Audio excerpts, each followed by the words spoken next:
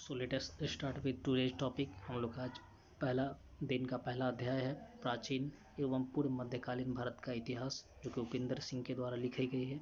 इसी किताब से आज हम लोग प्रारंभ करेंगे।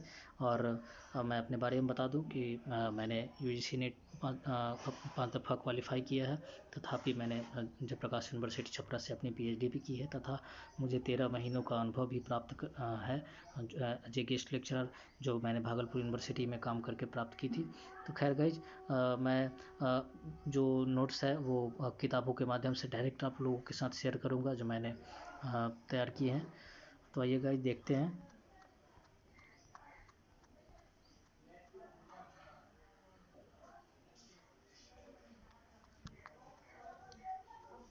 जी, आप लोगों को बताना बहुत ही आवश्यक है कि जो किताब है वो लगभग 650 पेज की है।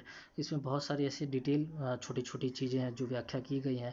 वो यूजीसी के नेट के सिलेबस या फिर अन्य सिलेबस में ज़्यादा उसका महत्व नहीं है, पर इतिहास को जानने के दृष्टिकोण से हम लोगों को एक पार्टिकुलर समझ डेवलप करने के लिए अपने इन डेप्थ को विषय वस्तु को कहीं ज़्यादा गंभीरता से और कहीं गूढ़ता से समझने के लिए हर एक चीज़ों को पढ़ना आवश्यक होता है, किताबों को 2 या 4 दफ़ा। और उसके बाद गाइज हम लोग नोट्स तैयार करते हैं, ताकि जो परीक्षा के दृष्टिकोण से जो महत्वपूर्ण चीज़ें हैं उनको हम लोग ध्यान में रखते हुए पढ़ाई कर सकें। तो गाइज, तो मेरा यही मानना है कि हैंड रिटेन नोट्स बनाना और बुक में ही हाईलाइट करके चीज़ों को पढ़ना बहुत बड़ा अंतर होता है, और बुक में रखी चीज़ें अपने पास ही होती है हमेशा।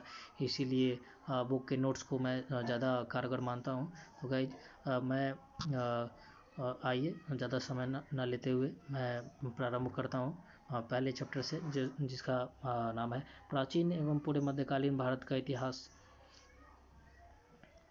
तो उपिंदर सिंह के द्वारा इस किताब में बहुत ही डिटेल में व्याख्या की गई है गाइज।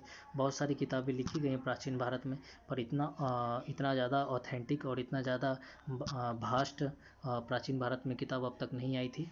तो खैर, इसमें हम लोग ये देखते हैं गाइज, पहले प्रथम चैप्टर में है कि प्रारंभिक भारतीय अतीत की अवधारणाएं क्या है। तो हम लोग ये जानते हैं कि किस प्रकार से भारतीय सभ्यता और संस्कृति जो है, जिसका उपज सिंधु घाटी में माना गया है, और इसका विकास भारतीय भूभाग में आने वाले समय में जाके हुआ। पर इससे पूर्व भारत का जो भूभाग है वो विभिन्न कालों में अलग अलग प्रक्रियाओं से होकर गुजरा है। और जिसे यहाँ पे दिया गया गाइज कि भारत शब्द का जो शब्द है वो सबसे पहले है कि हिस्ट्री शब्द को कहाँ से लिया गया है, हिस्टोरिया से लिया गया है, जिसका अर्थ होता है अनुसंधान। और हेरोडोटस इतिहास के पितामह माने जाते हैं, फादर माने जाते हैं। और मेसोपोटामिया, यहाँ पे नीचे में हम लोग गाइस देखते हैं कि अलग अलग समय में इतिहासकारों ने भारतीय इतिहास को, विशेषकर जेम्स मिल ने 1815 में ब्रिटिश हिस्ट्री ऑफ इंडिया में ये लिखा था कि इतिहास को 3 भागों में बांटा जा सकता है। इसमें हिंदू काल एंशिएंट इंडिया को प्रतिनिधित्व करता है, मुसलमान मेडिवल को, और ब्रिटिश मॉडर्न को। और ये धर्म के आधार पे उन्होंने बंटवारा किया, और उसका उद्देश्य हम लोग गाइस अच्छी तरह जानते हैं, ताकि भारत को धार्मिक स्तर पर ध्रुवीकरण करके राज्य किया जा सके। बांटो और फूट करो और राज करो वाली नीति थी। तो गाइस, हम लोग देखते हैं बहुत इस चैप्टर का सबसे पहला महत्वपूर्ण हम लोग के सामने फैक्ट उभर के आ रहा है कि मेसोपोटामिया में, जिस प्राचीन काल में जिसे इराक के नाम से भी जाना जाता था, तो मेसोपोटामिया जिसका जो मॉडर्न टाइम में जो इराक है, वहाँ पे क्यूनिफॉर्म लिपि का आविष्कार 3400 शताब्दी ईसा पूर्व में हुआ था। और मिस्र में हायरोग्लिफिक्स लिपि का आविष्कार 3100 ईसा पूर्व में हुआ था। और आगे जाके हम लोग देखते हैं कि भारतीय उपमहाद्वीप में हड़प्पा काल की तिथि, जिसे 2600 शताब्दी ईसा पूर्व से लगभग माना गया है, जिसे कभी कभी 4वीं शताब्दी ईसा पूर्व तक भी ले जाने, अलग अलग विद्वानों ने 4वीं शताब्दी ईसा पूर्व तक ले जाने का प्रयास किया है। तो हम देखते हैं कि मेसोपोटामिया के लिए भी सामान्यतः गीली मिट्टी से बने टैबलेट पट्टल पर उत्कीर्ण है, और उसी पे हड़प्पा कालीन सभ्यता से संबंधित कुछ फैक्ट भी लिखे गए हैं, जिसका हम लोग देखेंगे, अध्ययन आगे जाके करेंगे कि प्राचीन मिस्रवासियों में सरकंडे से बने पेपायरस पत्रों का शीट का प्रयोग किया जाता था। तो ये गाइज ये फैक्ट बहुत ही महत्वपूर्ण है हम लोगों के लिए यहाँ पे, कि पेपायरस क्या होता था, कि पेपायरस अपने आप में प्राचीन काल में एक विशेष तरह का पत्र होता था, जो कि एक पेड़ के छाल से प्राप्त किया जाता था और उसी पे इतिहास को लिखा जाता था। और खैर इतिहास यूजीसी नेट में तो कुछ भी पूछा जा सकता है, इसीलिए पेपायरस को जानना आवश्यक है कि पेपायरस अपने आप में एक ऐतिहासिक दस्तावेज है, जो प्राचीन मिस्र में पेड़ के पत्तों से प्राप्त करके इतिहास का उत्कीर्ण इसके ऊपर किया जाता था। खैर गाइस आगे देखते हैं हम लोग कि 19वीं शताब्दी ईसा पूर्व में हड़प्पा सभ्यता का लगभग प्रारंभ स्टार्ट हो गया, जो कि 16वीं शताब्दी तक आते आते पूरी तरह से मिट गया।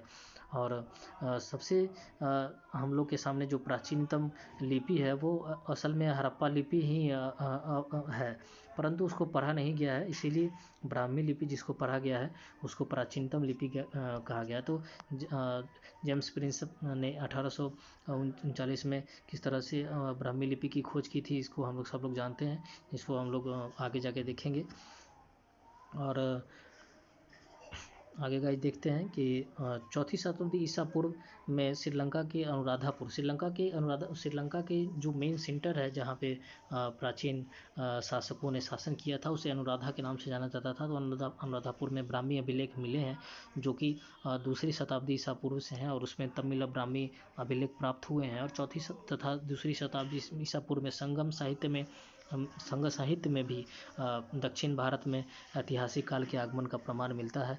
तो हम लोग पहले चैप्टर में देखते हैं कि कौन कौन से ऐसे साहित्यिक और अन्य पुरातत्वीय अभिलेख हैं, या फिर सिक्के हैं या फिर मुहर हैं, तो किस प्रकार से साक्ष्यों के माध्यम से प्रारंभिक भारत का इतिहास प्रारंभ होता है, उसको हम देखते हैं हम लोग।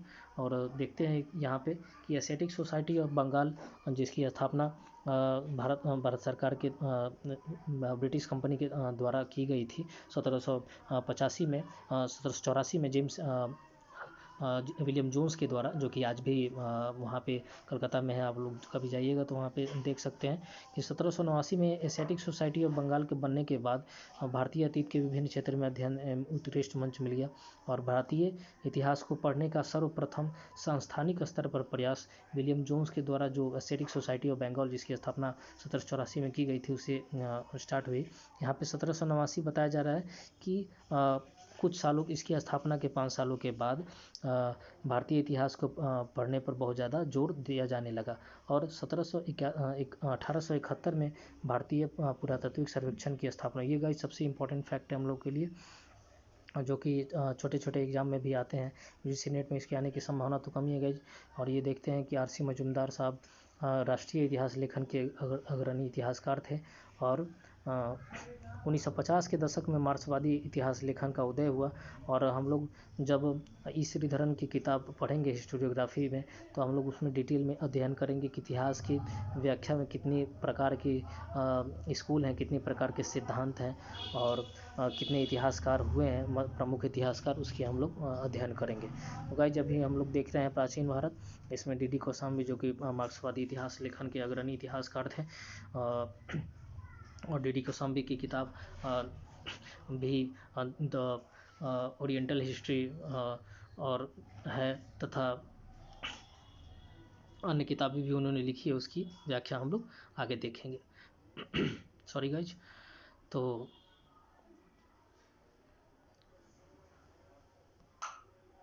प्रथम अध्याय में है कि कल्हण नाम के व्यक्ति ने 1148 ईस्वी में सॉरी गाइज, सन 1148 ईस्वी में कल्हण नामक व्यक्ति ने रजत रंगिनी नामक किताब की व्याख्या प्रारंभ की थी, और 1150 में जिसे पूरा कर लिया गया था। तो रजत रंगिनी का अर्थ है राजाओं की नदी, और इसमें 8 सर्ग थे, यानी 8 भाग थे, जिसे तरंगों की संज्ञा दी गई। और कश्मीर के इतिहास में अतीत से जुड़े मिथकीय शासकों से लेकर 12वीं सदी के ऐतिहासिक शासकों का वर्णन इस ग्रंथ में किया गया है। और ये गाइज हम देखते हैं कि प्रज्ञा पारमिता की 12वीं सदी की एक प्रज्ञा पारमिता बुद्धिस्ट इतिहास को जानने के लिए एक महत्वपूर्ण साक्ष्य है, जो कि लगभग 9वीं शताब्दी से 10वीं शताब्दी ईसा पूर्व में लिखी गई, और इसकी एक पांडुलिपि की यहाँ पे चित्र दिया गया है। खैर, इतिहास के दृष्टिकोण से प्राचीन पाठों का अध्ययन, ये टेबल गाइज हम लोग के लिए बहुत ही ज़्यादा महत्व रखती है कि वेदों का जो रचना है उसका काल क्या है। 1600 ईसा पूर्व से लेके 500 ईसा पूर्व तक दिया गया गाइज। और दूसरा है वेदांग का, जो कि 6ठी शताब्दी ईसा पूर्व से लेके 2री शताब्दी ईसा पूर्व तक है। तो वेदों के बाद वेदांग ही आती है, क्योंकि वेदांग वेदों पर ही आधारित की व्याख्या है।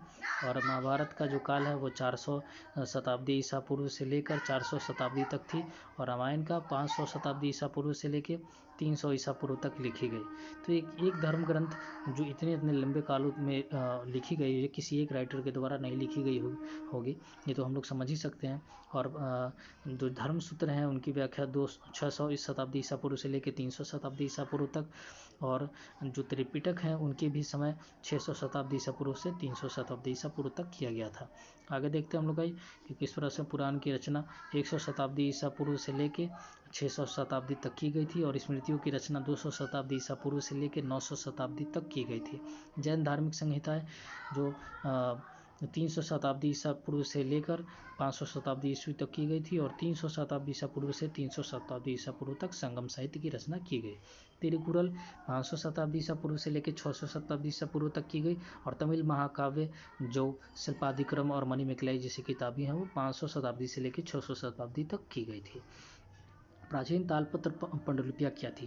तो चीन में कागज़ के आविष्कार गाइज हुई थी 3री शताब्दी में, इसे हम लोग शताब्दी ईसा पूर्व में इसे हम लोग जानते हैं। और काठ पर छपाई का काम सुई वंश सुई का फोटो हम लोग देख सकते हैं, सुई से याद कर सकते हैं गाइज कि सुई वंश के द्वारा कागज़ के बजाय काठ पर छपाई का काम 581 से ईसा से लेकर 1800 शताब्दी तक में हुआ था, और थांग काल में इसका अत्यधिक प्रचलन हुआ। तो हम लोग गाइस सुई और थांग से याद कर सकते हैं। सुई का अर्थ सीने से, किताबों को सिलने से, और थांग का अर्थ की किताबों को रखने के बाद थाक में हम लोग जमा कर देते हैं, उससे याद कर सकते हैं। और संस्कृत में तालपत्र तथा तमिल में उलई के नाम से, संस्कृत में तालपत्र तथा जो प्राचीन किताबें होती थी उसे हम लोग जो पेड़ के पत्तों पर लिखा जाता था उसे तालपत्र कहा जाता था। तो ताल और पत्र, तो पत्र के से हम लोग समझ ही सकते हैं गाइज। और उलई वो तमिल में उलई के नाम से जाना जाता है। तालपत्र के लिए खजूर के पात्रों का इस्तेमाल किया जाता था। पात्रों अर्थात गाइज यहाँ पे पात्रों का अर्थ है लीफ, पेड़ के पत्ते, और जिसे संस्कृत और तमिल में ताली कहा गया है, और पायलमाइरा पाम भी जिसे कहा जाता है, और संस्कृत में ताल और तमिल में पनई कहा जाता है। तार के पत्ते का भी इस्तेमाल किया जाता था गाइज। तो हम देख सकते हैं कि खजूर और तार के पत्तों से किस प्रकार से इस्तेमाल प्राचीन तालपत्रों को प्राचीन इतिहास को लिखने का कार्य किया जाता था। तो यहाँ पे तरीका बताया गया है कि किस प्रकार से निर्माण किया जाता था, जो हम लोग के लिए ज़्यादा महत्वपूर्ण नहीं है। आप इसे पढ़ सकते हैं एक बार, ताकि इतिहास की गूढ़ समझ भी आप में विकसित हो। और भाई देखते हैं हम लोग कि दक्षिण भारत में बाहर बोले जाने वाली द्रविड़ भाषाएं, पाकिस्तान के बलूचिस्तान में बोले जाने वाली ब्रहुई भाषा, मध्य प्रदेश की गोंडी तथा राजमहल क्षेत्र में बोली जाने वाली मल्तो अपवाद के रूप में देखी जा सकती है। गाइज हम लोग जानते हैं कि तमिल परिवार की भाषाओं में सिर्फ तमिल, मलयाली, तेलुगु, कन्नड़ और तुलु जैसे प्रमुख भाषाएं हैं जो सिर्फ दक्षिण भारत में बोली जाती है। पर एक ऐसी भाषा है जो दक्षिण भारत से लेके और पाकिस्तान के बलूचिस्तान और भारत के मध्य क्षेत्र यानी मध्य प्रदेश की गोंडी और राजमहल के क्षेत्रों में भी बोली जाने मल्तो भाषा अपवाद है। एक ऐसी भाषा जो चारों तरफ बिखरी हुई है। तो याद रखिएगा, इस ब्रहुई भाषा जो दक्षिण भारत में भी है और बलूचिस्तान में भी है, और दूसरा जो मध्य प्रदेश के गोंडी तथा राजमहल के क्षेत्र में बोले जाने वाली मल्तो भाषा है। और संथाली, खासी, मुंडारी तथा पूर्वी भारत की अन्य भाषाएं जो ऑस्ट्रो एशियाई भाषा परिवार में रखा गया है, वह उत्तर पूर्व क्षेत्र में बोली जाने वाली कुछ भाषाएं जैसे मणिपुरी, बोडो, गारो और लुसाई, तिब्बती बर्मा भाषा परिवार की बोलियां हैं। तो अंडमान क्षेत्र में प्रचलित अंडमानी भाषाएं एक ऐसा अपवाद है जिसे किसी भी ज्ञात भाषा परिवार से नहीं जोड़ा जा सकता। ये गाइस बहुत इंपॉर्टेंट फैक्ट है कि जो अंडमान भाषा में अंडमान द्वीप में जो अंडमानी भाषा है उसे किसी भी कैटेगरी में नहीं रखा गया। जो 4 मुख्य कैटेगरी हैं भारोपियन भाषाएं हैं, जैसे यूरोप और भारत की इंडो ऑस्ट्रेलियन भाषा, मंगोलॉयड भाषा, और जो मेडिटेरियन भाषाएं हैं, जो भूमध्य सागर से आई हैं उनसे। तो खैर गाइज आगे देखते हैं हम लोग कि प्राकृत के प्रमुख संस्करणों में महाराष्ट्री, शौरसेनी और मागधी भाषाएं। तो प्राकृत भाषाओं का विकास जो 9वीं शताब्दी में हुई, उसके प्रमुख घटक भाषाएं क्या है। घटक अर्थ है कि उस जो एक ऐसी भाषा जो आगे जाके अन्य भागों में बट गई। तो महाराष्ट्री, शौरसेनी और मागधी। मागधी अर्थात मगधी क्षेत्र में महाराष्ट्र में बोले जाने वाले, शौरसेनी मध्य भारत में बोले जाने वाली। आगे देखते हैं गाइज कि 5वीं शताब्दी से चौथी शताब्दी पूर्व में पाणिनि ने अष्टाध्यायी की रचना संस्कृत में की थी, और जिसे क्लासिकल या शास्त्रीय संस्कृत की संज्ञा दी गई। ऐसी बात है गाइज कि हम लोग ये बात अच्छी तरह से जानते हैं कि पाणिनि ने सबसे पहले प्रथम बार भगवान, ऐसा कहा जाता है कि भगवान शिव के आशीर्वाद से उन्होंने संस्कृत व्याकरण के नियमों का उल्लेख किया था, और इसीलिए इसे क्लासिकल यानी सर्वप्रथम और प्रमुख शास्त्रीय संस्कृत की संज्ञा दी गई। 2वीं शताब्दी में पतंजलि अपने महाभाष्य में संस्कृत व्याकरण को विकसित किया, और प्राकृत भाषा का प्राचीनतम व्याकरण वररुचिकृत प्राकृत प्रकाश को माना जाता है। तो गाइज एक बार CBSE के द्वारा पूछे गए नेट में यह सवाल भी पूछा गया था कि जो वररुचि जो पतंजलि वररुचि हैं और उनका काल क्या है और उन्होंने कौन सी किताब लिखी गई है। तो प्राकृत भाषा का प्राचीनतम व्याकरण वररुचिकृत प्राकृतिक गाइज हम लोग देखते हैं कि संस्कृत में देख चुके हैं कि पतंजलि ने संस्कृत भाषा में व्याकरण की रचना की, प्राकृत भाषा में वरुचि ने प्राकृत प्रकाश की रचना की। अब उसका डेट नहीं मालूम है, परंतु प्राकृत भाषा में यही सबसे पुरानी किताब है। आगे देखते गाइज कि प्राचीनतम उपलब्ध तमिल व्याकरण तोलकाप्यम है।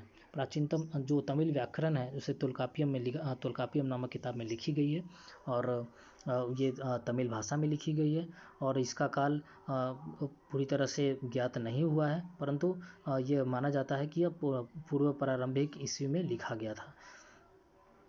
और ये गाइज हम लोग देख सकते हैं कि भारत में आज जो बोले जाने वाली भाषाएं हैं वो कौन कौन सी भाषाएं हैं। इंडो यूरोपियन है, सबसे ज़्यादा जो भाषाएं हैं वो हिंदी है वगैरह वगैरह, जो हम लोग के लिए ज़्यादा महत्व नहीं रखती है गाइज। लेकिन आप एक बार इस टेबल को आप देख सकते हैं कि हिंदी, बंगाली, मराठी, उर्दू, गुजराती, उड़िया, पंजाबी, असम, अन्य, तेलुगु, तमिल, कन्नड़, मलयालम, अन्य, और ऑस्ट्रो एशियाटिक एशियाई भाषा, तिब्बत बर्मीज भाषा जो चिन्हित नहीं है, और सेम भाषा जो चिन्हित नहीं है उसकी संख्या सबसे ज़्यादा कम है गाइज, कम है 0.07, और सबसे ज़्यादा कम है 0.003% जो सेमेटो हेमेटिक यानी अरबी भाषाओं की है। खैर गाइज आगे बढ़ते हैं, देखते हैं कि वेदों को किस प्रकार से श्रुति की संज्ञा दी गई है। श्रुति अर्थात जिसे सुन के तैयार किया गया हो, और इसे अपौरुषेय श्रुति की संज्ञा दी गई, और अपौरुषेय भी कहा गया, और जिसे निरुक्त का नाम भी दिया गया गाइज। और वेदों शब्द की उत्पत्ति विद से हुई, जिसका अर्थ है जानना। तो जानना का अर्थ है गाइज कि जो हम लोग के ऋषि मुनि होते थे वो उनको सीयर्स कहा जाता था, कि जो मंत्रों को देखते थे अपने, जब वो ध्यान में तल्लीन होते थे और उसके बाद उसकी वो रचना करते थे। तो 4 वेद होते हैं गाइज, हम लोग ये सब जानते हैं कि ऋग्वेद, यजुर्वेद, सामवेद और अथर्ववेद हैं प्रमुख 4 ग्रंथ हैं हम लोग के। और संहिताएं जो है वो ब्राह्मण, आरण्यक और उपनिषद हैं। ऋग्वेद के 10 मंडलों में विस्तृत 1028 सूक्त हैं, ये बहुत ही महत्वपूर्ण फैक्ट है गाइज। सामवेद में 1810 सूक्त हैं, और इन फैक्टों को याद करना बहुत ही आवश्यक होता है गाइज, क्योंकि जब असिस्टेंट प्रोफेसर और PCS लेवल की एग्ज़ाम में ये इन फैक्टों को बहुत ही ज़्यादा महत्व का माना जाता है, पर मेंस में आपने चीज़ों को किस तरह से ग्रहण किया फैक्ट को, वो ज़्यादा महत्व रखता है गाइज। खैर हम लोग यह देखेंगे गाइज कि आने वाले समय में कि किस प्रकार से फैक्ट और चीज़ों को समझना दोनों ही महत्वपूर्ण हो जाता है, और जैसे जैसे हम लोग आगे बढ़ते हैं वैसे वैसे चीज़ों को, फैक्ट को पकड़ने का और याद करने का तरीका भी कहीं ज़्यादा सुगम हो जाता है, और उसको याद करने का अपने ट्रिक्स हैं। तो ट्रिक्स के माध्यम से हम लोग गाइज चीज़ों को और ज़्यादा सुलभ और आसान बनाने का प्रयास करेंगे। उपनिषदों की संख्या 108 है, जिसमें 13 को मूलभूत उपनिषदों की श्रेणी में रखा गया है, और इसकी व्याख्या व्याख्या इन उपनिषदों में क्या क्या प्रमुख है। तो ये उपनिषदों में यज्ञ से जुड़े दार्शनिक विचार और शरीर, ब्रह्मांड, आत्मा और ब्रह्म की व्याख्या की गई। गाइज पुराने समय में उपनिषद, उप का अर्थ है नज़दीक और निषद का अर्थ है गुरु के नज़दीक रह के ज्ञान प्राप्त करना। तो उप का अर्थ है गुरु के नज़दीक और निषद का ज्ञान प्राप्त करना। तो गुरु के नज़दीक रह के जो ज्ञान प्राप्त किया जाता था, जाहिर सी बात है गाइज पुराने समय में शरीर, ब्रह्मांड, आत्मा और ब्रह्म की ही व्याख्या को ज़्यादा महत्व दिया जाता था और उसी से संबंधित ज्ञान लिया जाता था। तो गाइज हम लोग देखते हैं कि शाखा ऋग्वेद से जुड़ी एकमात्र जीवित शाखा है और बहुत तरह की शाखाएं हैं जिसमें हम लोग को याद रखना है सिर्फ शाखा के बारे में, जो सिर्फ एकमात्र जीवित शाखा है। यजुर्वेद को शुक्ल यजुर्वेद और कृष्ण यजुर्वेद दोनों कहा गया है और मध्याह्न और कान्व शुक्ल यजुर्वेद अथवा वाजसनेय संहिताएं की संख्या की शाखाएं हैं। ये 3 कृष्ण यजुर्वेद से जुड़ी शाखाएं काठक, कपिष्ठल, मैत्रेयनी और तैत्तिरीयनी है। कौथुम, रानान्य और तथा जैमिनीय अथवा तलवकार सामवेद की शाखाएं हैं और अथर्ववेद की शाखाएं शौनक और पैपलाद हैं। तो गाइज ये फैक्ट इसको बार बार याद करना बहुत ही आवश्यक है। मैं सारे अपने नोट्स को मैं आप लोगों के साथ शेयर कर दूंगा गाइज, इसके लिए आप बिल्कुल भी टेंशन ना लें। तो संस्कृत की हम लोग के जो प्रमुख धर्म ग्रंथ है जो रामायण और महाभारत के रूप में है, उसके बारे में गाइज आइए हम लोग देख लेते हैं। हम लोग पहले ही देख चुके हैं कि किस प्रकार से महाभारत की रचना 400 शताब्दी ईसा पूर्व से 400 शताब्दी तक की गई और रामायण की रचना 5वीं शताब्दी ईसा पूर्व से लेकर 3वीं शताब्दी ईसा पूर्व तक की गई थी। ऊपर के टेबल में हमने यह देखा था। और महाभारत में नियोग का प्रथम बार वर्णन आया है, जिसमें अगर पुरुष अगर देहांत हो जाता है तो उसकी पत्नी अपने पति के छोटे भाई से विवाह कर सकती थी ताकि संतान उत्पत्ति की जा सके। और ये संबंध को प्राचीन समय में यानी महाभारत के समय में उसको सामाजिक स्वीकृति भी दे दी गई थी। तो महाभारत में 18 पर्व हैं, जिससे उत्तरवर्ती और दक्षिणवर्ती 2 संस्करण उपलब्ध हैं। और गाइज हम लोग आगे देखते हैं कि महाभारत के बारे में बताया जाता है गाइज कि कुछ इतिहासकारों ने यह कहा है कि 1000 ईसा पूर्व के आसपास लड़ा गया होगा, जिसमें रामशरण शर्मा प्रमुख हैं। उनकी किताब एंशिएंट इंडिया हम लोग जब पढ़ेंगे तो यह देखेंगे कि किस प्रकार से उन्होंने यह साबित करने का प्रयास किया है कि यह युद्ध का घटना उसी के समय आसपास हुआ था।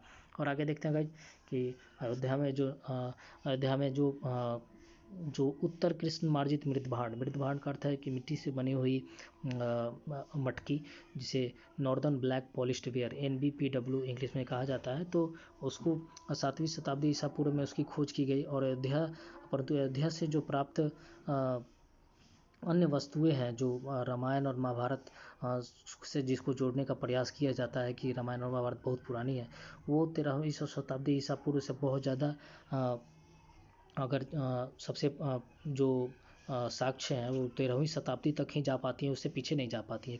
तो कहने का अर्थ है गाइज कि जो मिथकीय रूप से जो व्याख्या की गई है उस ऐतिहासिक रूप से कभी भी साबित नहीं किया जा सका है। प्राकृत में विमल सूरी की पौमचर्यु अर्थात रामायण का जैन संस्करण। तो अलग अलग धर्मों ने धर्म के विद्वानों ने हम लोग के जो धर्म ग्रंथ हैं, चाहे वो रामचरित्र हो, मानस हो या फिर महाभारत हो, उनकी अलग अलग ढंग से व्याख्या की है। तो पौमचर्यु नामक विमल सूरी की किताब की रचना, जिसे विमल सूरी नामक जैन मुनि ने किया था प्राकृत भाषा में, वो रामायण का जैन संस्करण है। और पाली में दशरथ जातक नाम से बौद्ध संस्करण इरामावत राम नाम से 12वीं शताब्दी में कंबन रचित तमिल रामायण की रचना की गई। तो हम लोग ये देख सकते हैं गाइज कि ई रामावत राम अर्थात ये हम लोग याद कर सकते हैं गाइज कि रामावत राम मतलब कि राम का अवतारम। ये किताब की रचना तमिल भाषा में 12वीं शताब्दी में कंबन के द्वारा की गई, जिनका आगे ऐसे भी याद कर सकते हैं कि काम बन गया राम जी के आशीर्वाद से, इसलिए इसका नाम रामावत राम रखा गया। तो गाइज आगे देखते हैं कि 16वीं सदी का तुलसीकृत रामचरितमानस के भी अन्य संस्करण की भी व्याख्या की गई, जिसकी चर्चा यहाँ नहीं की गई है, जो ज़्यादा महत्व नहीं रखती है। और गाइज देखते हैं कि महाभारत का पुरातात्विक प्रमाण कहाँ से मिला है गाइज।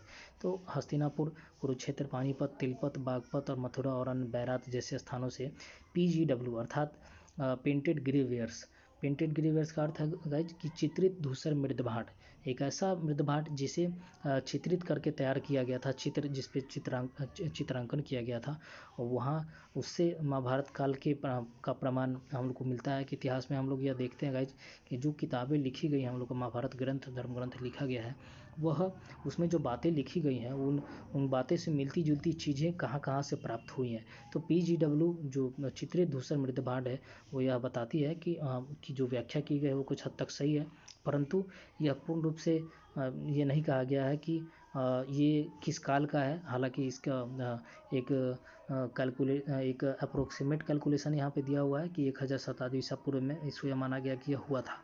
और मत्स्य पुराण और वायु पुराण में कहा गया है कि राजा निरक्षु के राज में परीक्षित के बाद पांचवा राजा अर्जुन का पौत्र जो युद्ध के बाद राजा मनोनीत हुआ। ये गाइज हम लोग सुनी सुनाई कहानियाँ हैं जिससे हम लोग अच्छी तरह से वाकिफ़ हैं। आगे देखते हैं गाइज सबसे महत्वपूर्ण फैक्ट हम लोग के सामने कि 14वीं शताब्दी में लिखी गई किताब तारीख़ फिरोजशाही में लिखा गया है कि इंद्रप्रस्थ किसी परगना का मुख्यालय हुआ करता था। और पश्चिमी दिल्ली के नारायण गांव से 14वीं शताब्दी के अभिलेख में इंद्रप्रस्थ का उल्लेख भी मिलता है। तो अबुल फजल ने 16वीं शताब्दी में लिखा है अपनी पुस्तक आईन अकबरी में कि हुमायूं का किला भी उसी स्थान पर बनाया गया था जहां कभी इंद्रप्रस्थ था। तो इंद्रप्रस्थ गांव की खोज किसने की थी गाइज कि 14वीं शताब्दी में तारीख़ फिरोजशाही जो किताब लिखी गई थी उसमें यह व्याख्या की गई है कि इंद्रप्रस्थ वहाँ पे हुआ करता था और नारायणा गांव में यह मिलता है। इसका प्रमाण दिल्ली के नारायणा गांव में। और दूसरा कि अबुल फजल ने भी 16वीं शताब्दी में आईन अकबरी में लिखा है कि जहाँ पे इंद्रप्रस्थ कभी हुआ करती थी, वहाँ पे कभी हुमायूं का किला भी हुआ करता था। आगे देखते हैं गाइज कि रामायण में अंतर्निहित कालानुक्रम क्या है। तो गाइज ये हम लोग के लिए बहुत ज़्यादा महत्व नहीं रखती हैं। ये इसे आप इतिहास को अच्छे से समझने के लिए, अपनी समझ क्षमता विकसित करने के लिए इसको एक बार पढ़ना आवश्यक है। इसे आप बिल्कुल पढ़ें। और मैं ये नहीं कहता कि चीज़ों को इतिहास को सिर्फ महत्वपूर्ण फैक्ट को पढ़ें और बाकी चीज़ों को छोड़ दें, बिल्कुल नहीं। आप चीज़ों को 4 बार 5 बार, अगर आप प्रोफेसर बनने का पूरी तरह से दृढ़ इच्छा शक्ति पालन करके चल रहे हैं कि मुझे प्रोफेसर बनना ही है, तो ऐसी स्थिति में आप चीज़ों को जितने भी बार पढ़ सकते हैं उतना बार कम है। परंतु ये हम कह सकते हैं कि 4 से 5 दफ़ा पढ़ने से चीज़ें को आप समझ लेंगे और सारी चीज़ों को बार बार पढ़ने की आपको आवश्यकता नहीं करनी पड़ेगी, क्योंकि आप में इतनी समझ विकसित हो जाएगी कि आप जिन चीज़ों को पढ़ेंगे उनसे ज़्यादा आप कहीं सोच सकेंगे, समझ सकेंगे। खैर गाइज ये देखते हैं आगे जाके कि पोमचर्यो जो जौन संस्करण है रामायण का, उसमें रावण का चित्रण एक हारे हुए नायक के रूप में किया गया है। तो आगे देखते हैं गाइज कि पुराण में 18 पुराण है, वो उन पुराणों के क्या क्या नाम है उनको जानना आवश्यक है, क्योंकि UGC के पुराने सिलेबस में हम लोग गाइज ये देखने के लिए हमें मिलता है कि कौन कौन से पुराण हैं उनको आप बताएं। और आगे जाके गाइज कि इसमें जो अन्य जो हम लोग का जो समय है उसको किस तरह से 4 भागों में बांटा गया है, कृत, त्रेता, द्वापर और कली युग, और उन कालों को किस प्रकार से महायुग में बांटा गया है जिससे कल्प का निर्माण होता है।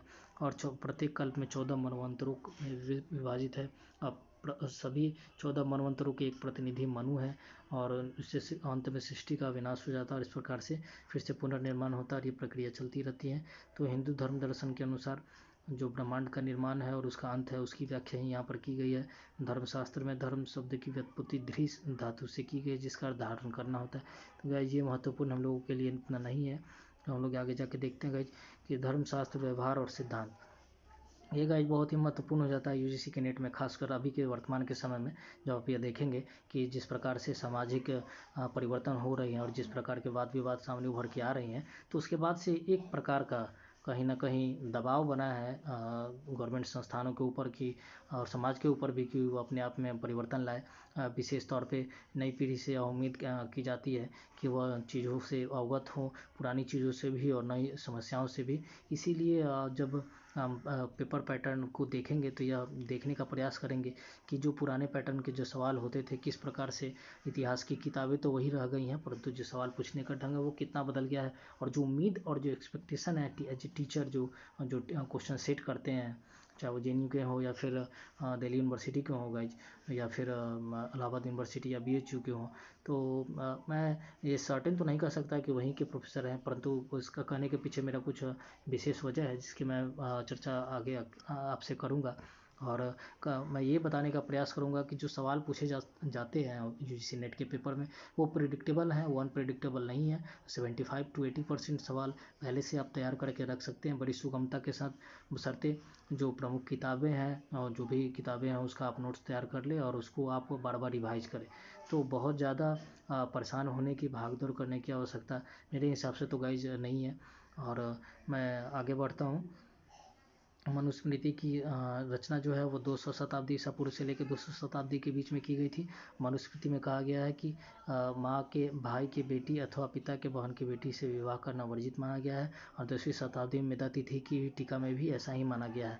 किंतु पराशर नामक स्मृति के टीकाकार माधव ने वैदिक उदाहरणों का प्रयास लेते हुए यह प्रयास किया है कि उपरोक्त जो उदाहरण है वो सही नहीं है। और मनुस्मृति में द्विज पुरुषों के साथ एक शूद्र स्त्री का विवाह वर्जित माना गया है।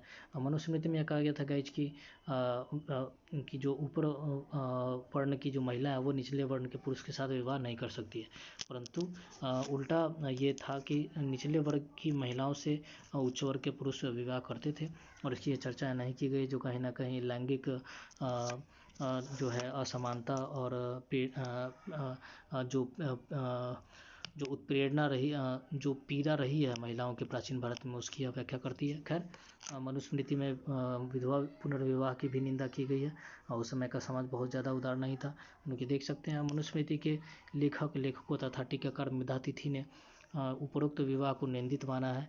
और उन्होंने माना है कि मेधातिथि, हम लोग गाइस देख सकते हैं कि किस प्रकार से पहले भी जब शादी का जब उदाहरण आया था तो वो जो है मनुस्मृति को ऑथेंटिक मानते हैं, प्रामाणिक मान के उसको स्वीकार कर लेते हैं। तो ये कॉमन फैक्ट दोनों के बीच में निकल के सामने आ रहा है कि मनुस्मृति और उनके टीकाकार मेधातिथि ने जो बातें कही हैं वो कहीं ना कहीं समानता रखती है।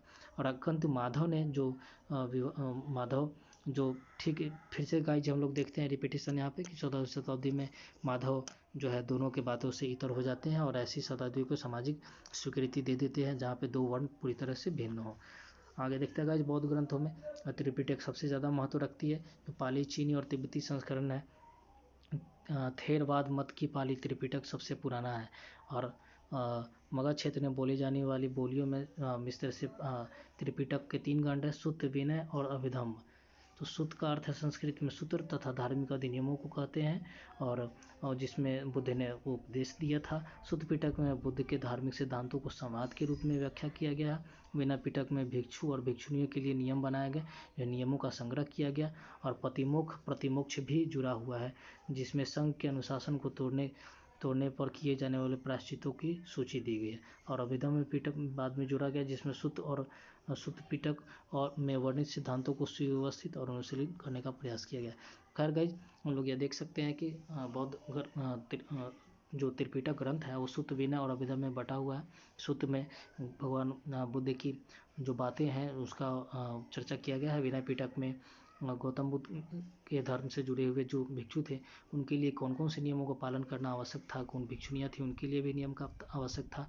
तो हम ये देखते हैं कि पतिमोक्ष एक ऐसा सम्मेलन था जिसमें भिक्षुगण इकट्ठा होते थे और वो स्वीकार करते थे कि उनके द्वारा बौद्ध कानूनों को कहाँ कहाँ पर तोड़ा गया है, कब कब तोड़ा गया और कौन कौन सा दंड उनके ऊपर लग सकता है, ताकि उन पापों से वो मुक्त हो सके। तो पाप और प्रायश्चित करने का ये एक तरीका था पतिमोक्ष सम्मेलन, जिसमें हम लोग देख सकते हैं कि जो महिलाओं के लिए जो पतिमोक्ष सम्मेलन में नियम बनाया गया था वो 227 थे, और वहीं पुरुषों के लिए बहुत ज़्यादा कम थे, जो कि 150 से भी कम थे। तो हम लोग देख सकते हैं कि किस प्रकार से महिलाओं के ऊपर अत्यधिक कठोरता के साथ नियम लागू किए गए थे, जिसका विशेष तौर पे वृहद वर्णन हम लोग आर.सी. मजूमदार की एंशिएंट इंडिया में करेंगे। आगे देखते हैं गाइस कि पाली त्रिपिटक का बता दूं गाइज कि जो चीज़ों को हम लोग डीप अध्ययन कर रहे हैं उसको पढ़ने से आपको आपको कहीं और जाने की आवश्यकता नहीं पड़ेगी। आप किताबों को पढ़ के इन बातों को 2 बार 4 बार सुन के 2 बार 4 बार सुनेंगे तो आपको अपनी अपनी क्षमता विकसित हो जाएगी। आप अन्य किताबों का भी मैं डीप में अध्ययन करवाऊँगा आपके साथ अध्ययन करूँगा। स्वयं भी चीज़ों को मैं सीख रहा हूँ आपके साथ जब डिस्कस कर रहा हूँ तो। खैर गाइज आगे देखता हूँ कि पाली त्रिपिटकों को पहली शताब्दी में श्रीलंका के शासक वत्तगामनी की देखरेख में पहली बार लिपिबद्ध किया गया था। कि वत्तगामनी श्रीलंका के शासक थे और स्वाभाविक है कि इसमें काफ़ी अभी जो उस समय जो त्रिपिटक ग्रंथ की रचना हुई तब और वत्तगामनी जो श्रीलंका के शासक थे उस समय जो त्रिपिटकों की पुनः व्याख्या की गई उसमें काफ़ी परिवर्तन हुआ। और बुद्ध के उपदेशों से जुड़ी हुई जो पुस्तकें हैं जिसे नीति ग्रंथ या नीति प्रकरण इसी काल की रचना जैसी किताबें हैं। तो बुद्ध घोष के द्वारा भी त्रिपिटकों की व्याख्या महत्वपूर्ण है। बुद्ध घोष 5वीं शताब्दी के महान बौद्ध दार्शनिक और विद्वान थे।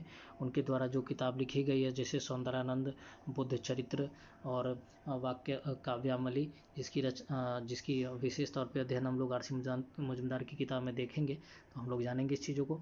खैर गाइस आगे देखते हैं। सर्वस्तिवाद का सिद्धांत संस्कृत में है और सर्वस्तिवाद एक बौद्ध दार्शनिक दर्शन है और पहली तथा दूसरी शताब्दी की रचना ललित विस्तार में भी बुद्ध की जीवन कथा का धार्मिक संस्करण उपलब्ध है।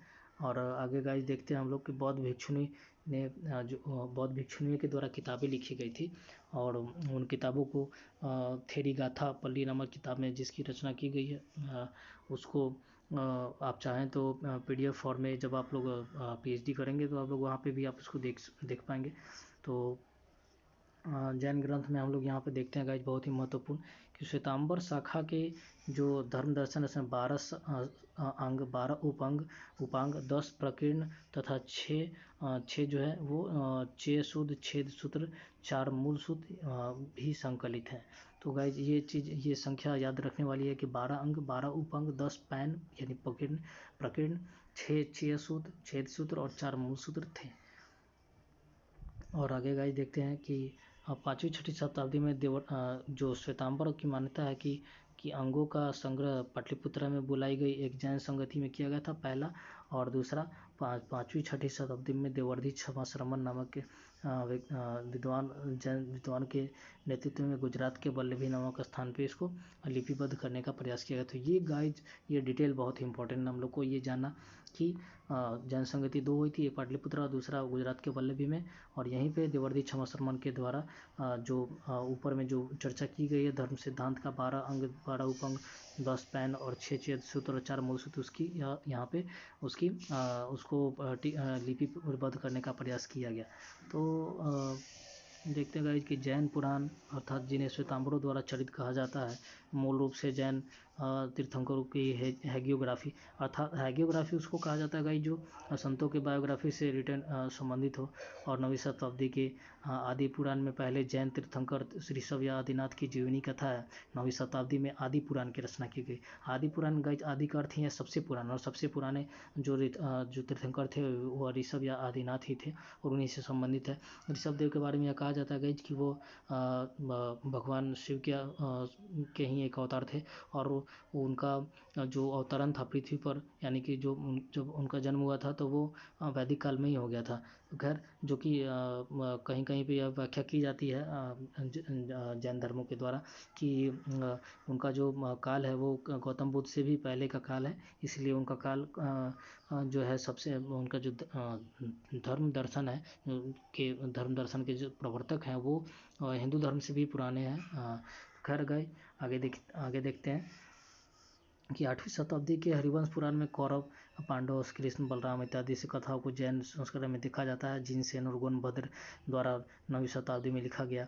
63 लक्षण महापुराण में जैन संत और ये गाइज ये नाम बहुत ही महत्वपूर्ण है हम लोगों के लिए कि जिनसेन और गुणभद्र द्वारा 9वीं शताब्दी में 63 लक्षण महापुराण किताब में जैन संत राजाओं और नायकों की कहानी का चर्चा किया गया है। तो ये गाइज ये सवाल हम लोगों से पूछा जा सकता है। और लास्ट है कि हेमचंद्र द्वारा 12वीं शताब्दी में परिशिष्ट पर्व नामक किताब में जिसमें राजनीतिक इतिहास की चर्चा की गई है वो भी जैन इतिहास से संबंधित चीज़ों की व्याख्या करता है। और आगे संगम साहित्य तथा कालांतर का तमिल साहित्य, 3 संगम विद्वत जनों का संगति का वर्णन है इसमें। 4440 वर्ष पूर्व मदुरै में तथा दूसरा 3700 ईसा पूर्व कपाटपुरा में, तीसरा 1850 ईसा पूर्व मदुरै में संपन्न हुआ। तो ये एक ऐतिहासिक व्याख्या गाइज, और इतना पुराना जो है वो डेट दिया गया है, जो कि ऐतिहासिक रूप से कभी सफल सही नहीं दिखाई पड़ता है, बल्कि कहीं ना कहीं काल्पनिकता और कोरी ही दिखाई पड़ती है।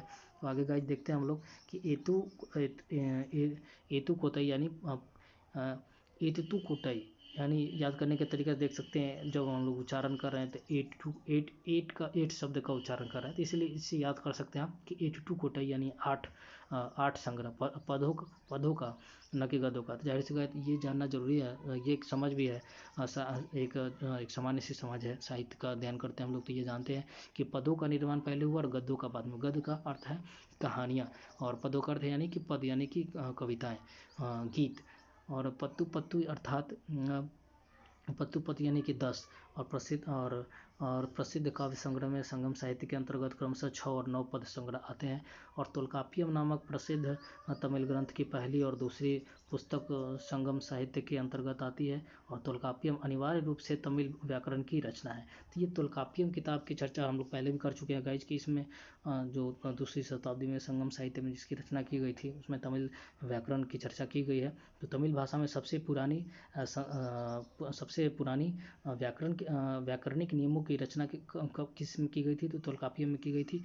और आगे जाके देखते हैं गाइज कि इन पदों में जो 30 महिलाएं और के द्वारा 473 के अलावा 473 कवि और 2381 रचनाएं हैं। तो ये गाइज ये डेटा तो इम्पोर्टेंट नहीं है, 30 महिलाएं, लेकिन ये जानना जरूरी है कि महिलाएं भी सम्मिलित थीं उनकी रचनाओं में। और ये गाइज यहाँ पे देखते हैं कि 5वीं शताब्दी के बाद से बहुत सी प्रसिद्ध तमिल किताबें जो है वो रचना की गई। इसमें तिरुवल्लुवार की तिरुवल्लुवार के द्वारा तिरुकुरल और तिरुतुरी शब्द मिल रहे हैं, इसे आप याद कर सकते हैं। और शिल्पादिक्रम और मणिमेखलाई, शिल्पादिक्रम और मणिमेखलाई में इसमें सामान्य चर्चाएं हैं, जिसमें नगरीय जीवन की व्याख्या की गई है। और शिल्पादिक्रम में तो मणिमेखलाई जैसी एक नायिका का भी चर्चा है, खैर जिसे हम लोग बाद में देखेंगे। शिल्पादिक्रम और मणिमेखलाई की रचनाओं का ये गाइज आगे हम लोग उसके बारे में देखेंगे। अब सबसे पहले ये देख लेते हैं, इसके बारे में हम लोग और अध्ययन करेंगे। शिल्पादिक्रम मणिमेखलाई तमिल यानी कि दक्षिण भारत के इतिहास में बहुत ही महत्वपूर्ण स्थान रखती है। वैष्णव तमिल रचनाओं का आरंभिक लेखन पेयलवार, पुत्तलवार तथा पोइकैलवार। आप सबको अंत में अलवार शब्द को देख सकते हैं, जो अलवार शब्द का अर्थ ही है यहाँ पे कि भगवान वैष्णव से यानी वैष्णव धर्म को मानने वाले, भगवान विष्णु को मानने वाले। और नायनार यानी नयन से याद कर सकते हैं, भगवान शिव का तीसरा नेत्र से याद कर सकते हैं नयन। और उससे वो साधु संत जो शैव धर्म को मानते थे, शिव जी को आराध्य देव मानते थे, तो उन्हें नायनमार कहा जाता था। तो ये आप देख सकते हैं कि जो संत थे पेयलवार, पुतलवार और पैकलवार, किस तरह से अलवार शब्द इनमें जुड़ा हुआ है। और 10वीं शताब्दी में अलवार रचनाओं को नाथ मुनि द्वारा संकलित किया गया था, जिसे नल्लेइरा दिव्य प्रबंधम के नाम से जाना जाता है। तो अलवार वैष्णव संतों का जीवन चरित्र संग्रह है और शैव भक्ति परंपरा की शुरुआत तिरुमूलर और करईकाल अम्मैयार के द्वारा की गई थी। तो अलवार वैष्णव संतों का जीवन चरित्र संग्रह है तथा शैव भक्ति परंपरा की शुरुआत तिरुमूलर और करईकाल अम्मैयार के द्वारा की गई थी। तो ये जाना, ये फैक्ट बहुत इंपॉर्टेंट है। नायनमार संतों की काव्य 10वीं शताब्दी नंबी आंडार नंबी के द्वारा संकलित की गई, जो तिरुमुरई के नाम से जाना जाता है। और नंबी ने ही संतों को चरित्र पर तिरुवंतई नामक ग्रंथ लिखा। और 12वीं शताब्दी में शैव तमिल संतों की रचना और एक संग्रह भी लिखा, पेरिया पुराणम। और आगे देखते हैं पंथी कोवई, जो 6वीं से 7वीं शताब्दी में लिखी गई थी, उसे पांड्य शासक नेतुमरन के सम्मान में रचित मणिकवाचकर की तिरुकोवैयर 9वीं शताब्दी में भगवान शिव की स्तुति के लिए रचित की गई। और पोय्या मोली पुलवर की तंचई वनन कोवई 13वीं शताब्दी में पांड्य शासक के एक सेनापति तंचई वर्णन के विषय में रचित है जो उपलब्ध है। और उला नामक लोकप्रिय रचनाएं देवताओं की प्रतिभाओं के सम्मान में निकाले गए जुलूस के दौरान स्तुति में गाई जाती हैं। और टूटू काव्य कही गई रचनाएं ईश्वर या प्रेमी प्रेयसी के लिए संदेश के रूप में उपलब्ध है, और जो 8वीं से 10वीं में लिखी गई। अवैयार की सूक्तियाँ और नैतिक सूत्र आज भी तमिल में लोकप्रिय है। अवैयार इसके लिए 3 कवित्रियों में दूसरी है। और ये जानना गाइज बहुत ही इंपॉर्टेंट फैक्ट हम लोग के लिए कि अवैयार महिला कवित्रियों में से एक थी, 3 महिलाओं में से एक। और रामकथा के अनेक तमिल संस्करण भी है जिसमें इरामावताराम की चर्चा हम लोग पहले भी कर चुके हैं गाइज। 2 तमिल एपिक्स अर्थात जो प्रमुख जो रचनाएं हैं जिसकी हम लोग चर्चा पहले भी किए थे कि तमिल भारतीय महाकाव्य के आख्यान कलितोकुवई और परिपाटल जैसे संगम तमिल रचनाओं में प्रभावित प्रतीत होती है। शिल्पादिकरम जिसे पायलो का गीत कहा गया है उसकी रचना इलनकोवितिकल सन्यासी राजकुमार के द्वारा की गई थी। और इसमें कन्नकी की चर्चा की गई है। कन्नकी और एक व्यक्ति इसमें कहानियों का चर्चा आ गई जिसमें एक पतिव्रता नारी कन्नकी जो की थी जो काफ़ी पतिव्रता थी और उसके अपने पति के से चर्चा है। और आगे देखते हैं गाइज मणिमेकलाई के लेखक सतनार हैं जिसमें 30 सर्ग हैं। ये बहुत ही इंपॉर्टेंट फैक्ट है कि मणिमेकलाई के लेखक कौन हैं, तो सतनार हैं। और मणिमेकलाई आप याद करके मनी मेकिंग सतनार। और आगे देख सकते हैं कि प्रारंभिक कन्नड़ तथा तेलुगु साहित्य यहाँ पे देखते हैं गाइज कि पोन और रन ने जैन पुराणों की रचना की। पंप के द्वारा आदि पुराण, पहले जैन तीर्थंकर ऋषभ या आदिनाथ का जीवन चरित्र और विक्रमांक अर्जुन विजय लिखा गया। पूर्ण संस्कृत और कन्नड़ दोनों भाषाओं में दक्ष थे, इसीलिए उन्हें उभय कवि चक्रवर्ती की उपाधि दी गई। तो ये पूछा जा सकता है कि पूर्ण संस्कृत और कन्नड़ दोनों भाषाओं में दक्ष थे और उनके द्वारा जो किताब लिखी गई थी उन किताब का नाम क्या था, तो उभय कवि चक्रवर्ती। पूर्ण संस्कृत और कन्नड़ दोनों के विद्वान थे। और गंग राजाओं के एक सर्वोच्च अधिकारी चाबुंड राय के द्वारा 63 लक्षण महापुराण की रचना की गई। तो गंग राजाओं में कौन के अधिकारी कौन थे, तो चाबुंड राय थे और उन्होंने कौन सी किताब लिखी, 63 लक्षण महापुराण जो 24 जैन तीर्थंकों का वर्णन है।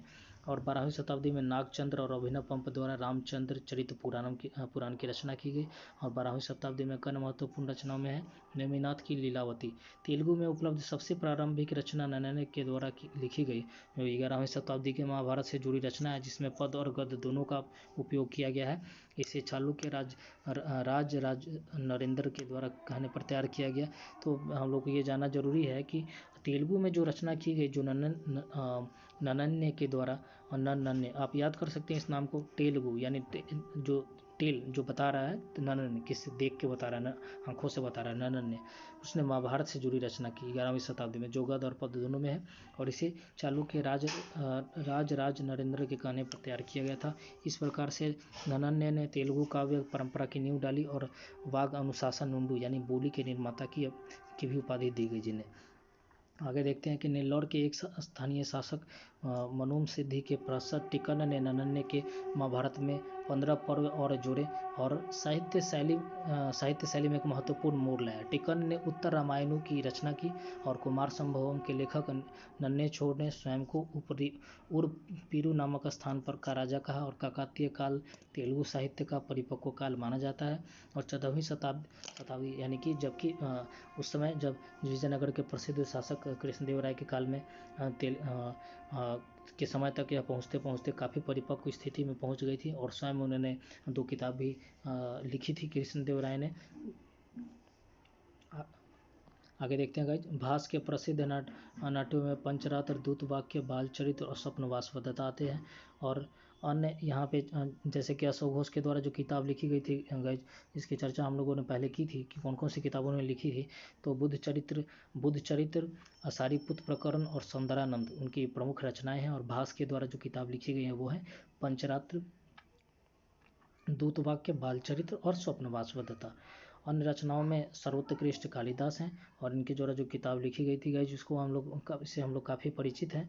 इसमें एक बार आइए हम लोग नाम जान लेते हैं और काफ़ी बार पूछा भी गया है। इसे खासकर असिस्टेंट प्रोफेसर के एग्ज़ाम में भी इसे पूछा गया था कि इनमें से कालिदास के प्रमुख रचनाओं का नाम बताइए, जो कौन सी काव्य रचनाएं हैं और कौन सी गद्य रचनाएं हैं। उन दोनों नाटक रचनाएं और गद्य पद रचनाएं दोनों को अलग अलग बताइए। तो देख सकते हैं आप कि चौथी 5वीं शताब्दी में अभिज्ञानम शकुंतलम, मालविकाग्निमित्र, विक्रमोर्वशीय जैसे अभूतपूर्व नाटक लिखे गए और रघुवंश, कुमार संभव और मेघदूत जैसे काव्यों की रचना की गई। तो काव्य कौन से थे? रघुवंशम, कुमार संभवम और मेघदूत। और जो 5वीं शताब्दी में जो लिखी गई नाटक थी वो कौन सी थी? अभिज्ञानम शकुंतलम, मालविकाग्निमित्र, विक्रमांकुवर्षीयम। और कथा साहित्य सागर की रचना कब की गई? तो 11वीं शताब्दी में की गई और इसमें पंचतंत्र से संबंधित उपदेशात्मक बातें भी हैं। और पंचतंत्र की रचना कब की गई? तो ये 5वीं और 6वीं शताब्दी में की गई थी। और कौटिल्य का अर्थशास्त्र काफ़ी प्रसिद्ध है, इसे हम लोग जानते हैं। और चरक संहिता और सुश्रुत संहिता भी महत्वपूर्ण है। बराहमिहिर की बृहत संहिता खगोल शास्त्र से संबंधित है। ये सब फैक्ट गाइज बहुत ही इंपॉर्टेंट है, इसको आप लेके एक बार ज़रूर देख लीजिएगा। और ये जो नाट्यशास्त्र तथा शिल्प शास्त्र और मूर्तिकला है, इनसे ये गाइज बहुत ज़्यादा तो परीक्षा के दृष्टिकोण से, नेट के परीक्षा के दृष्टिकोण से तो नहीं है, क्योंकि दिन पर दिन एग्ज़ाम कठिन होते ही जा रहे हैं, परंतु सामान्य जानकारी के लिए इसे पढ़ना आवश्यक है। हालांकि आगे देखते हैं गाइज कि हिंदू धर्म दर्शन में कितने धर्म दर्शन है मुख्यतः? तो सांख्य, योग, न्याय, वैशेषिक, पूर्व मीमांसा और उत्तर मीमांसा, यानी 6 प्रमुख दर्शन है। षट दर्शन जिसे कहा गया है। और चार्वाक ने और लोकायत ने भौतिकवादी दर्शन भी लिखा गया था, जिसका एक लाइन में व्याख्या की जाती है कि खाओ पियो और मौज करो जैसे सिद्धांत दिए गए थे प्राचीन भारत में। उस समय जब गौतम बुद्ध और जैन महावीर जैन जैसे व्यक्ति भी त्यागी व्यक्ति भी थे, उन त्याग की संज्ञा दी, तो उसमें समय भी भौतिकवादी सिद्धांत दिए गए थे। तो आगे देखते हैं कि 11वीं शताब्दी के बीच में बंगाल में कृषि से जुड़े सभी विषयों की समाहित करके कृषि पराशर रचना की गई थी। तो बंगाल से संबंधित, कृषि से संबंधित जो किताब लिखी गई थी उसके नाम एक बताइए जो बहुत महत्वपूर्ण है। तो वो है कृषि पराशर। और इसे प्राचीन बांग्ला भाषा डाकर वचन और खानर वचन के नाम से भी काफ़ी ये उपलब्ध है आज भी। और ऐसी रचनाएं सूक्तियों के रूप में उपलब्ध हैं। आगे देखते हैं गाइज कि तमिल एक विक्रमांक देव चरित्र की रचना कब की गई? तो यह 8वीं शताब्दी में की गई थी। कन्नौज के राजा यशोवर्मन के बारे में जो चर्चा है, और विक्रमांक देव चरित्र विक्रमादित्य चौथा तथा अन्य चालुक्य वंशों के बारे में भी जिसकी चर्चा है। तो वान भट्ट, और उस आगे देखते हैं गाइज कि वान भट्ट और उसकी राजकीय आख्यायिका। तो वान ने भरचू नाम के एक योग्य गुरु के सानिध्य में शिक्षा दीक्षा ग्रहण की थी। तो नेट के एग्जाम में पूछा जा सकता है कि वान भट्ट के गुरु का नाम बताएं। तो भरचू का अर्थ इंग्लिश में गुण होता है, तो उसे आप याद कर सकते हैं कि वान भट्ट ने वर्चुअस गुरु से शिक्षा दीक्षा प्राप्त की। और आगे देखते हैं गाइज कि संध्याकर नंदी की चर्चा किसने की? तो संध्याकर नंदी के रामचरित्र में संस्कृत छंद की एक विशेष शैली अपनाई गई है। उसमें रामायण की कथा रामपाल जो पाल शासक थे उनके जीवन चरित्र पर आधारित है। और यह 11वीं या 12वीं शताब्दी में बंगाल में लिखी गई थी। 12वीं शताब्दी में हेमचंद्र द्वारा लिखित कुमार पाल चरित्र में संस्कृत और प्राकृत दोनों का प्रयोग किया गया है। और आगे है कि नीलमत पुराण के अतिरिक्त कलहन ने 11 अन्य इतिहासकारों की रचनाओं का समावेश किया है। और आगे देखते हैं कि ब्राह्मणों तथा गृह सूत्र से जुड़े कर्मकांडों के दौरान नारशंसी वाचन होता था, और ये ज़्यादा महत्वपूर्ण नहीं रखता है। और दीपवंश और महावंश मिथकीय कोटीय इतिहास हैं। ये दीपवंश और महावंश बौद्ध धार्मिक दृष्टिकोण से लिखी गई किताबें थी, जो कि कहीं ज़्यादा काल्पनिक है और इतिहास में बहुत ज़्यादा इसको तवज्जो नहीं दिया जाता है। इसकी लिखी गई बातों को बहुत ज़्यादा महत्व नहीं दिया जाता है। तो आगे देखते हैं कि अलबरूनी ने 11वीं शताब्दी में तहकीकाते हिंद नामक किताब भी लिखी। अगर आपके पास इतिहास के क्षेत्र में जब आप अपना कैरियर बनाएंगे तो मैं तो ये गुजारिश करूँगा आपसे कि आप इस किताब को एक बार ज़रूर पढ़ें, बहुत ही सुंदर किताब है। और हिंदू, आगे देखते हैं कि अलबरूनी ने हिंदुओं के बारे में क्या टिप्पणी की, ये एक बार ज़रूर जान लेना चाहिए था। आप लोगों को जानना चाहिए कि यह कहा था उन्होंने कि हिंदुओं के बारे में पॉजिटिव निगेटिव दोनों बात की। काफ़ी ये संकेंद्रित हैं लेकिन काफ़ी विद्वान भी हैं। और कुरान के पांडुलिपि चिंकारा के खालों पर लिखी गई है। और चीनी बंदियों के द्वारा कागज़ का उपयोग समरकंद में शुरू हुआ था और यह अन्य जगहों पर प्रचलित हुआ। और जो धीरे धीरे करके भारत में आया। पराशर के पुत्र व्यास ने 50 अक्षरों वाला वर्णाक्षरों का पुनः आविष्कार किया। तो ये पूछा जा सकता है नेट के एग्जाम में कि पराशर के पुत्र व्यास ने 50 अक्षरों वाला वर्णाक्षरों का निर्माण किया, तो इसके लिए कौन सा प्रेरणा था? तो ईश्वरीय प्रेरणा था। तो इसलिए आप लोग जो अवश्य जाने। आगे है कि सिद्ध पराशर के पुत्र व्यास ने 50 अक्षरों, ये भी चीज़ गाइज एक चीज़ और बताना चाहूँगा आपको कि ये जितने भी किताबें हैं उनके अलावा कुछ और भी महत्वपूर्ण संस्कृत में रचनाएं लिखी गई हैं, संस्कृत के व्याकरण में रचनाएं लिखी गई हैं, जो कि एल बसम ने अपनी किताब में the wonder of that was India में उन्होंने चर्चा की है, जिसको हम लोग देखेंगे। अभी देखते हैं गाइज आगे कि सिद्ध मातृका कश्मीर, वाराणसी तथा कन्नौज जैसे क्षेत्रों में प्रयोग में लाई जाने वाली सबसे लोकप्रिय लिपि मालवा के नागर, भटिया के अर्धनागरी, सिंध की मालवाड़ी, कर्नाट देश की कर्नाट, आंध्र देश की आंध्री, द्रविड़ देश की दिरवारी, लाट देश की गुजरात लाड़ी तथा पूर्वोत्तर देश की गौड़ी, पूर्व देश की उडिनपुर की भौक्षकी बौद्धों की लिपि की चर्चा है। गाइज ये फैक्ट बहुत इंपॉर्टेंट है यहाँ पे कि सिद्ध मातृका कश्मीर, वाराणसी तथा कन्नौज जैसे क्षेत्र में प्रयोग में बोली जाने वाली लोकप्रिय लिपि थी, और मालवा के नागर, भटिया के अर्धनागरी और सिंध की मालवाड़ी, कर्नाट देश की कर्नाट और आंध्र देश की आंध्री। आंध्र देश की आंध्री तो आसानी से याद हो रहा है गाइज, और द्रविड़ देश की दिरवारी, ये भी शब्दों के उच्चारण में कहीं मेलजोल दिखाई पड़ रहा है। लाट देश गुजरात की, जिसे लाड़ी के नाम से भी जाना गया। और ये आगे देखते हैं गाइज कि 4वीं शताब्दी ईसा पूर्व में टेसियस की इंडिका के द्वारा विवरण में भारत के संबंध में बहुत सी कपोलकल्पित बातें लिखी है। तो टेसियस ने जो इंडिका लिखी उसमें भारत के बारे में जो भी उसने बातें लिखी वो कहीं कहीं ज़्यादा काल्पनिक है। और ईरान के उसने यह रचना कब की? तो वो ईरान में राजकीय वैद्य होते समय इकट्ठे, जब वो लेखक जिन्हें लेखक ने ईरान में राजकीय वैद्य समय, तो जब ये हमारे टीसीएस नामक जो विद्वान तो नहीं कहा जा सकता है कि उन्होंने जो रचना की वो एक वैद्य रहते हुए ईरान के राजकीय दरबार में वैद्य रहते हुए उन्होंने इसकी रचना की। और आगे इंडिका की रचना बहुत महत्वपूर्ण है, जिसे मेगास्थनीज ने की, और सेल्यूकस निकेटर के राजदूत के रूप में, ये तो हम लोग सब जानते हैं गाइज, और काफ़ी पुराना फैक्ट है। और आगे गाइज देखते हैं हम लोग कि पेरिप्लस ऑफ रिथिरेंसी, जिसके लिए अज्ञात लेखक थे, उनके चर्चा नहीं, उनके बारे में हम लोग को जानकारी आज तक नहीं मिल पाया, उसकी रचना किसने की। और एडियन, स्ट्राबो तथा प्लिनी द एल्डर ने अज्ञात जैसे रचनाएं से भी हम लोग को प्राचीन भारत के इतिहास के बारे में जानकारी मिलती है।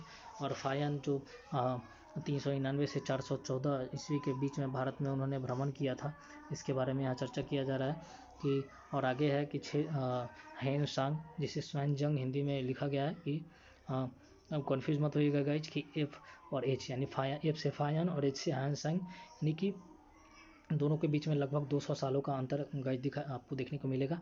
और उसके बाद लास्ट में 673 के आसपास में यिजिंग नामक व्यक्ति ने नालंदा विहार में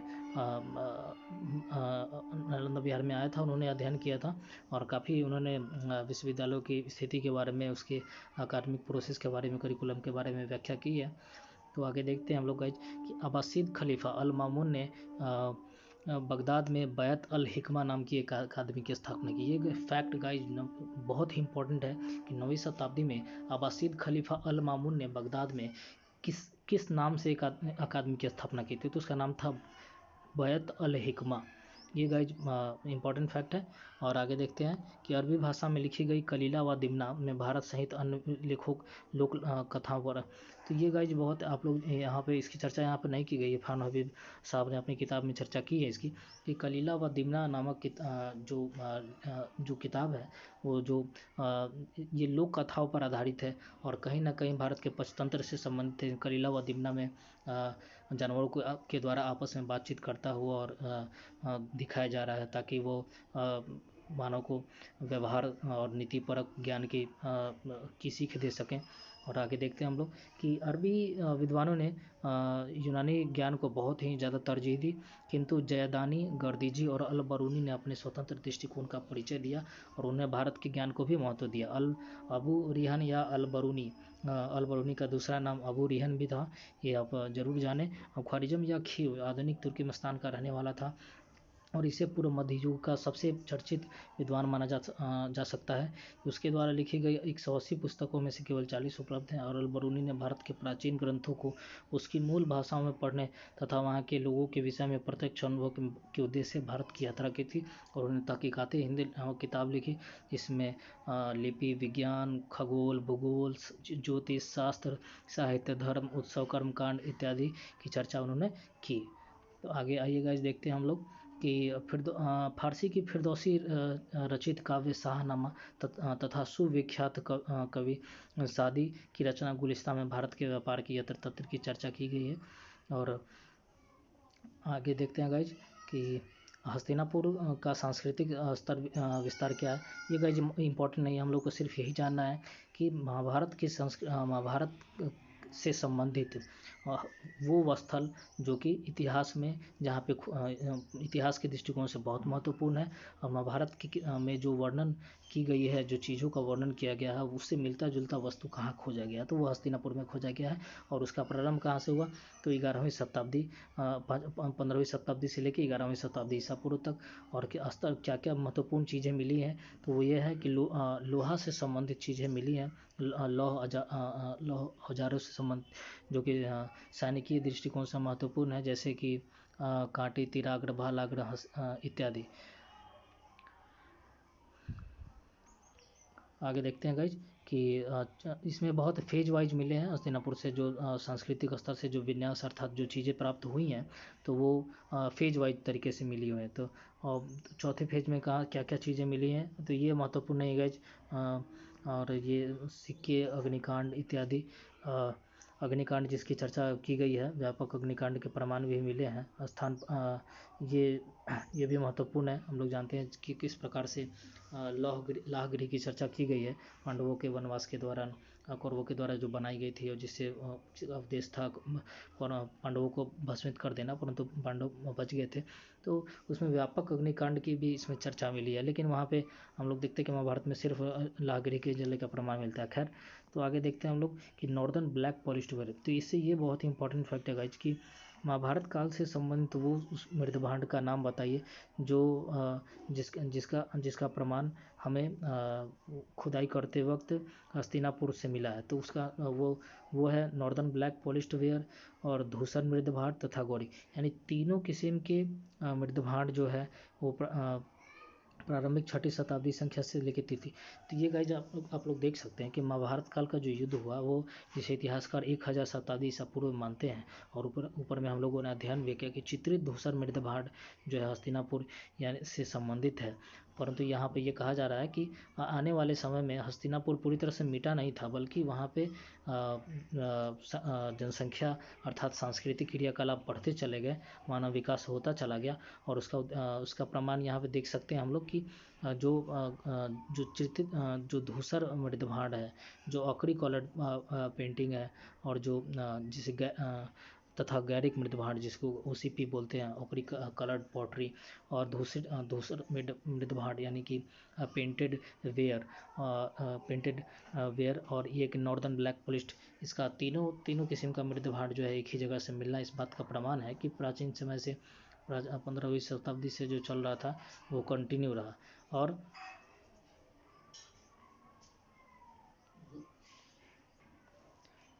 आगे गाइस देखते हैं हम लोग कि 11वीं शताब्दी से 800 शताब्दी ईसा पूर्व में पेंटेड ग्रेव अर्थात चित्रित धूसर मृदभांड का व्याख्या हम लोग को मिलता है। ये सबसे बहुत इंपॉर्टेंट है, जिसकी चर्चा हम लोगों ने ऊपर में भी की थी कि महाभारत काल से संबंधित एक पार्टिकुलर मृदभांड का नाम बताइए, तो वो है चित्रित धूसर मृदभांड। लेकिन एक और ज़्यादा इंपॉर्टेंट फैक्ट है कि जब ये 9वीं शताब्दी के बाद 6ठी और दूसरी तीसरी शताब्दी आई, तब तक के कालों के समय में बहुत बड़ा परिवर्तन आया और 3 किस्म के मृदभांड मिले, PGW, OCP ऑकरी कलर्ड पॉटरी और NBPW यानी कि नॉर्दर्न ब्लैक पॉलिश्ड वेयर। और आगे है गाइज कि 12वीं शताब्दी से पहले OCP कलर्ड टाइप के पॉटरी मिलते थे। तो गाइज इसके साथ ही आज हम लोग आज के अध्ययन समाप्त करते हैं और उम्मीद करता हूँ कि आप लोग इससे काफ़ी सीखे होंगे। और फिर से मिलता हूँ आपको अगले एपिसोड में। तब तक के लिए धन्यवाद, थैंक यू।